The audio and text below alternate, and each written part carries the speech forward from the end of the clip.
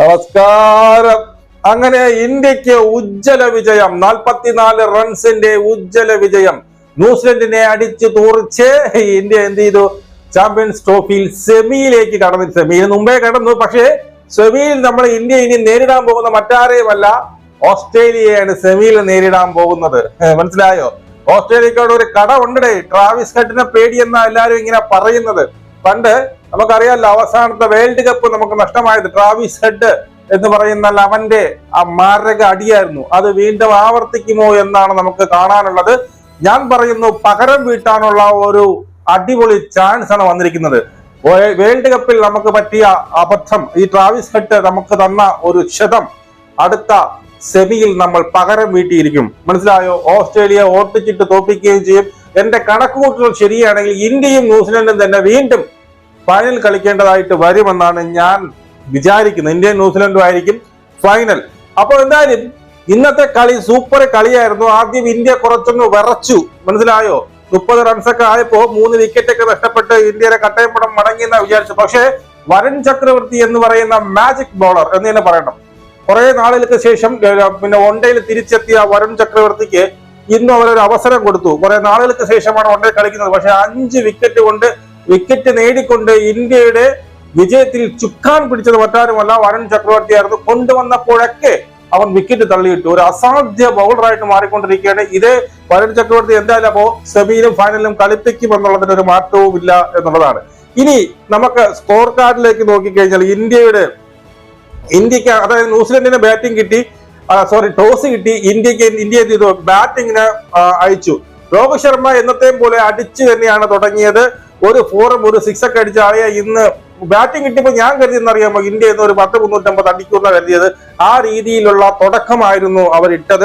പക്ഷേ രോഹിത് ശർമ്മയ്ക്ക് 15 റൺസ് മാത്രമേ. ആദ്യം പോയത് ഗില്ലായിരുന്നു. നമുക്കറിയാം, ടൂർണമെന്റിൽ ഉടനീളം വൺ ഫോമിൽ കളിച്ചുകൊണ്ടിരുന്ന ഗില്ല് LBW ആയി 2 റൺസ് മാത്രമേ ഗില്ലിന് എടുക്കാൻ സാധിച്ചുള്ളൂ. അതുപോലെ തന്നെ രോഹിത് ശർമ്മയും ഒരു ടൈമില്ലായിരുന്നു. ഷോട്ട് ബാറ്റിന്റെ എന്തോ തട്ടി അതെന്ത് ചെയ്തു, കേച്ചായി പോയി. അതുപോലെ തന്നെ വിരാട് കോഹ്ലി വന്ന ഫസ്റ്റ് ഒരു 4ാമത്തെ ബോളോ ഒന്ന് ഫേസ് ചെയ്ത 3ാമത്തെ ബോളിന്റെ ചാടി ഇറങ്ങി 4 ഒക്കെ അടിച്ചുകൊണ്ടാണ് വിരാട് കോഹ്ലിയും പിന്നീട് തുടങ്ങിയത്. വിരാട് കോഹ്ലിക്ക് കുറച്ച് ബാറ്റിങ്ങിലൊക്കെ കുറച്ച് കോൺഫിഡൻസ് കിട്ടിയതുപോലെയൊക്കെ നമുക്ക് തോന്നി. പക്ഷെ കിടിലം കേച്ചു കേട്ടോ, പറയാതിരിക്കാൻ വയ്യ. ഗ്ലാൻ ഫിലിപ്സിന്റെ കിടിലം 1.5 ഫീൽഡിംഗ് സൂപ്പർ ആയിരുന്നു. ഈ പറയുന്ന വിരാട് കോഹ്ലിയിലായിക്കോട്ടെ, ജഡേജയുടെ കേച്ച് വില്യംസിന് എടുത്തത് 2 സൂപ്പർ കേച്ചായിരുന്നു. അങ്ങനെ വിരാട് കോഹ്ലിക്ക് ഭാഗ്യം കൂട്ടുന്നില്ല, അത്രയ്ക്ക് സൂപ്പർ കേച്ചായിരുന്നു, പറയാതിരിക്കാൻ വയ്യ. അങ്ങനെ 3 വിക്കറ്റിൽ 30 റൺസ് ഇരിക്കുമ്പോഴാണ് അവിടെ വെച്ചാണ് നമ്മുടെ ശ്രേയസ് അയ്യറും പിന്നീട് അക്ഷർ പട്ടേലും ഗ്രീസിൽ വരുന്നത്. ശ്രേയസ് അയ്യർ സൂപ്പർ ആയിട്ട് കളിച്ചു. അതിനോടൊപ്പം അക്ഷർ പട്ടേൽ ഞാൻ കുറെ ദിവസം കൊണ്ട് പറയുന്നുണ്ട്, അക്ഷർ പട്ടേൽ വരും അവന്റെ കരിയറിന്റെ അവസാന ഭാഗത്തേക്ക് എത്തുമ്പോൾ അക്ഷർ പട്ടേലിനെ ഒരിക്കലും മാറ്റി വെക്കാൻ പറ്റാത്ത ഒരു പ്ലെയർ ആയിട്ട് മാറിയിട്ടുണ്ട്. മനസ്സിലായോ? 4th 3 വിക്കറ്റ് 4th 3 ഡൗൺ ആയിട്ട് വരുന്ന അക്ഷർ പട്ടേൽ ഇതിലുമായിട്ട് ഇന്ത്യ ഇന്നത്തെ കളിയിലും എന്ത് ചെയ്തു, നല്ലൊരു സ്കോർ ബിൽഡ് ചെയ്യാൻ വേണ്ടിയിട്ട് ശ്രേയസ് അയ്യറിന്റെ കൊടുത്ത് കട്ടയ്ക്ക് നല്ല അടിപൊളി ഷോട്ടും കാര്യങ്ങളൊക്കെ അടിക്കുകയൊക്കെ ചെയ്തു. അതും അവന്റെ അക്ഷർ പട്ടേലിന്റെ ഔട്ടായാലും അത് ഒരു അൺഫോർച്ചുനേറ്റ് എന്ന് നമുക്ക് പറയാൻ സാധിക്കത്തുള്ളൂ. ശ്രേയസ് അയ്യറിന്റെ കേസ് ചോദിക്കും. ശ്രേയസ് കിടിലമായിട്ട് കളിച്ച് ടോപ്പ് സ്കോറർ ശ്രേയസ് അയ്യർ ആയിരുന്നു. 79 റൺസ് അടിച്ചു. 98 ബോൾ നേരിട്ട് കൊണ്ട് 79 റൺസും പിന്നീട് 4 ഫോറുകളും 2 പടുകൂട്ടം 6 അടിച്ചിട്ടുണ്ട് ശ്രേയസ് അയ്യർ. അടിപൊളിയായിരുന്നു. അതുപോലെ തന്നെ അക്ഷർ പട്ടേലും 61 ബോൾ നേരിട്ട് കൊണ്ട് 42 റൺസ് അടിച്ചു. 3 ഫോറുകളും 1 6ഉം അടിച്ചു. പിന്നെ KL രാഹുലിന് കുഴപ്പമില്ലാതെ കളിച്ചു. 23 റൺസ് അടിച്ചിട്ടുണ്ട് KL രാഹുൽ ഒരു 4 ഒക്കെ അടിച്ചു. ഹാർദിക് പാണ്ഡ്യ 45. ഹാർദിക് പാണ്ഡ്യ അവസാന ഇന്നിംഗ്സിൽ അപ്പോഴൊക്കെ നിർണായക ഹാർദിക് പാണ്ഡ്യയുടെ അവസാനത്തെ ആടിയൊക്കെയാണ് ഇന്ത്യയെ ഈ പറയുന്ന 249 എന്ന് പറയുന്ന റൺസിലേക്ക് എത്തിച്ചത്. ഹാർദിക് പാണ്ഡ്യയുടെ പിന്നെ ഫൈറ്റ് ആയിരുന്നു കേട്ടോ. ഹാർദിക് പാണ്ഡ്യ 2 6ഉം 4 4 ഹാർദിക് പാണ്ഡ്യ അടിച്ചായിരുന്നു. സൂപ്പർ. പക്ഷെ ഹാർദിക് പാണ്ഡ്യക്ക് കഴിഞ്ഞ കളിയെ പോലെ ഇന്ന് വലിയ വെപ്രാളമൊന്നും ഇല്ലായിരുന്നു. പതുക്കെ തന്നെയാണ് തുടങ്ങിയത്. അന്ന് വിരാട് കോഹ്ലിക്ക് സെഞ്ചുറി അടിക്കാൻ വേണ്ടി ആയിരിക്കാം തുടക്കം കൂട്ടാൻ അടിച്ചത്. ഇന്ന് തുടക്കമൊന്നും കണ്ടില്ല. പോട്ട് എന്തായാലും ഇന്ത്യക്ക് വേണ്ടി കളിച്ചു. അവന്റെ അത്രയും റൺസ് വളരെ നിർണായകമായിരുന്നു. ജഡേജ 16 റൺസ് അടിച്ചു. അതും ഒരു കിടിലം കേച്ചായിരുന്നു. കെവിൻ വില്യംസന്റെ കിടിലം കേച്ചായിരുന്നു. പിന്നീട് ഒന്നും പറയണ്ട. അങ്ങനെ ഇന്ത്യ 249 റൺസ് അടിച്ചു 9 വിക്കറ്റിൽ. അവരുടെ പിന്നീട് ഹെൻറി ഹെൻറി പിന്നെ 8 ഓവർ മാത്രമേ അവന്റെ 5 വിക്കറ്റ് അവൻ തള്ളിവിട്ടു. 42 റൺസ് വിട്ടുകൊടുത്തുകൊണ്ട് 5 വിക്കറ്റ് തള്ളിവിട്ടു. അവരുടെ ബൗളിംഗിൽ എടുത്തു പറയാനുള്ളത് ആ ഹെൻറിയുടെ ബൗളിംഗ് ആയിരുന്നു. അങ്ങനെ 249 റൺസ് മാത്രം, അതായത് 250 റൺസ് വേണമായിരുന്നു ജയിക്കാൻ. അങ്ങനെ എന്ത് ചെയ്യുന്നു, ന്യൂസിലൻഡ് ബാറ്റിംഗിന് ഇറങ്ങുന്നു. യങ് എന്ത് ചെയ്യുന്നു, 35 ബോളുകൾ നേരിട്ട് കൊണ്ട് 22 റൺസ് അടിക്കുന്നു. അവിടെ വരുൺ ചക്രവർത്തിയുടെ സെക്കൻഡ് ഓവറിൽ തന്നെ വരുൺ ചക്രവർത്തിയുടെ ബൗളിംഗ് എന്ത് ചെയ്തു, ബൗൾഡായി കയറുന്നു. മനസ്സിലായോ? സച്ചിൻ രവീന്ദ്രനെ എന്ത് ചെയ്തു, ആദ്യം തന്നെ ഹാർദിക് പാണ്ഡ്യ എന്ത് ചെയ്തു, പവലിലേക്ക് അയച്ചായിരുന്നു. ഹാർദിക് പാണ്ഡ്യ ആദ്യം തന്നെ വിക്കറ്റ് എടുത്തു. പിന്നെ ഇവിടെ ഏറ്റവും വലിയ ഒരു നിർണായകമായെന്ന് വെച്ച് കഴിഞ്ഞാൽ നമ്മുടെ ഈ വരുൺ ചക്രവർത്തിയെ ഇന്ത്യൻ ടീമിലേക്ക് ഇന്നത്തെ കളിയിലേക്ക് എടുത്തതാണ്. മനസ്സിലായോ? ഹർഷ റാണയെ മാറ്റിക്കൊണ്ട് ഈ പറയുന്ന വരുൺ ചക്രവർത്തിയെ കൊണ്ടുവന്നതാണ് ഏറ്റവും നിർണായക ഒരു തീരുമാനമായിരുന്നു കേട്ടോ. അല്ലാന്നുണ്ടെങ്കിൽ ഇന്നിത്തിരി പരിയിട്ട് പോയത്. അടുത്ത ഈ ഇന്ത്യയുടെ പിന്നീട് ജയത്തിന്റെയും പിന്നെ കീഴിൽ നിന്ന ഒരാളെന്ന് വെച്ച് കഴിഞ്ഞാൽ കെവിൻ വില്യംസൺ ആയിരുന്നു.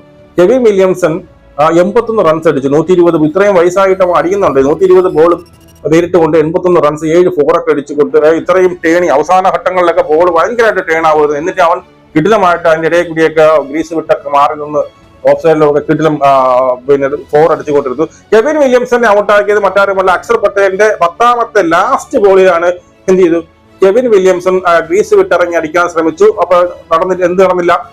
ഈ പറഞ്ഞതുപോലെ പിന്നീട് അവന്റെ സംഭവങ്ങളൊന്നും നടന്നില്ല. അങ്ങനെ എന്ത് ചെയ്തു, കെവിൻ വില്യംസൺ പോയപ്പോ ഏതാണ്ട് ഇന്ത്യ ജയിച്ചു എന്ന് തന്നെ നമ്മൾ ഉറപ്പിച്ചതാണ്. പിന്നെ അവരുടെ ലാഥൻ 14, ഗ്രാൻ ഫിലിപ്പ് 12, പിന്നീട് ബ്രൈസൽ 2, പിന്നെ അമർ സാക്തർ അമരത്തെ നിലവിലെ ക്യാപ്റ്റൻ വന്ന് പുറത്തെടുക്കാനൊക്കെ ശ്രമിച്ചു. പക്ഷെ നടന്നില്ല. വരുൺ ചക്രവർത്തി എറിഞ്ഞ് ബൗൾഡാക്കി പറഞ്ഞു വിട്ടു എന്നുള്ളതാണ്.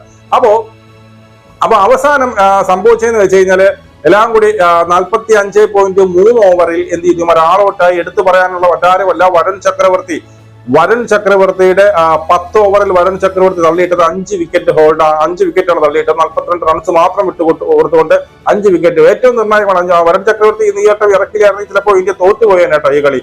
വരുൺ ചക്രവർത്തിയുടെ കിടിലം ബൗളിംഗ് ആയിരുന്നു വരുൺ ചക്രവർത്തി. പിന്നീട് നമ്മുടെ കുൽദീപ് 2 വിക്കറ്റ് എടുത്തു, ജഡേജ 1 വിക്കറ്റ്, അക്ഷർ പട്ടേൽ, അതായത് സ്പിന്നേഴ്സ് തന്നെ എല്ലാവരും കൂടി 9 വിക്കറ്റ് സ്പിന്നേഴ്സ് തള്ളിയിട്ടു. 1 വിക്കറ്റ് മാത്രം ഹാർദിക് പാണ്ഡ്യക്ക് കിട്ടി എന്നുള്ളതാണ്. നേരത്തെ നമുക്ക് പൊട്ടടിക്കാൻ പറഞ്ഞു. അതുകൊണ്ട് ഇന്നത്തെ പൊട്ട് നമുക്ക് ഇപ്പോഴാക്കാം. അങ്ങനെ ഇന്ത്യ അത്യുജ്വലമായി അജയ്യനായി എന്ത് ചെയ്തു, ചാമ്പ്യൻസ് ട്രോഫിയുടെ സെമിയിലേക്ക് കടന്നിരിക്കുന്നു.